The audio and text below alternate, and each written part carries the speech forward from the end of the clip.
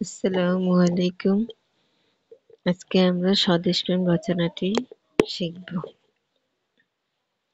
মানুষের স্বাভাবিক তার জন্মস্থানকে ভালোবাসে। জন্মস্থান আলো, জল, হাওয়া, পশু পাখি, সবুজ প্রকৃতির সাথে তার নিবিড় সম্পর্ক গড়ে ওঠে। জন্মস্থানের প্রতিটি ধূলিকণা তার কাছে মনে হয় সোনার চেয়েও দামি। সে উপলব্ধি করে মিছামণি মুক্তা হেম স্বদেশের প্রিয় প্রেম তার চেয়ে রত্ন নাই আর মানুষের এই উপলব্ধি হচ্ছে স্বদেশ প্রেম।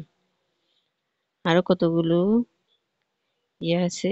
স্বদেশ প্রেমের সংজ্ঞার্থ, স্বদেশ প্রেমের স্বরূপ, স্বদেশ প্রেমের অনুভূতি, ছাত্র জীবনের স্বদেশ প্রেম, যেমন তাদের উচ্চারিত কবি, বিদ্রোহী কবি বলতে কাজী নজরুল ইসলামকে বোঝানো হয়েছে।